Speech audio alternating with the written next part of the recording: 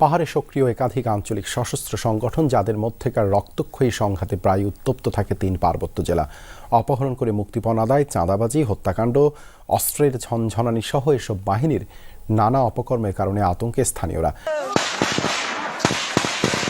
পার্বত্য চট্টগ্রামে আধিপত্যের জেরে বিবদমান বেশ কয়েকটি সশস্ত্র সংগঠনের মধ্যে সংঘর্ষ, নিরীহ মানুষকে অপহরণ করে মুক্তিপণ আদায়, ব্যাপক চাঁদাবাজি এই অঞ্চলের নিয়মিত চিত্র।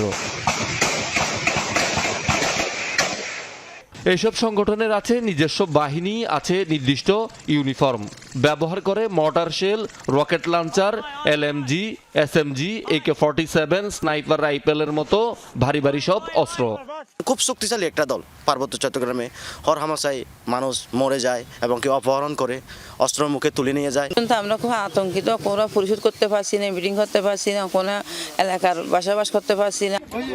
এক পরিসংখ্যান মতে 2009 থেকে 2024 সাল পর্যন্ত 15 বছরে 3 পার্বত্য জেলায় JSS ও UPDF এর হাতে প্রাণ গেছে অন্তত 526 জন পাহাড়ি বাঙালির। অপহরণের শিকার হয়েছেন 1253 জন, যার বেশিরভাগ ঘটনারই কোনো বিচার হয়নি। আমরা এলাকাবাসী জিম্মি এবং আতঙ্কিত। সশস্ত্র এসব সংগঠনের দৌরাত্ম্য ও অস্ত্রের ঝনঝনানির কারণে শান্তি শৃঙ্খলা বিনষ্টের পাশাপাশি ব্যাহত হচ্ছে পাহাড়ের উন্নয়ন কার্যক্রম।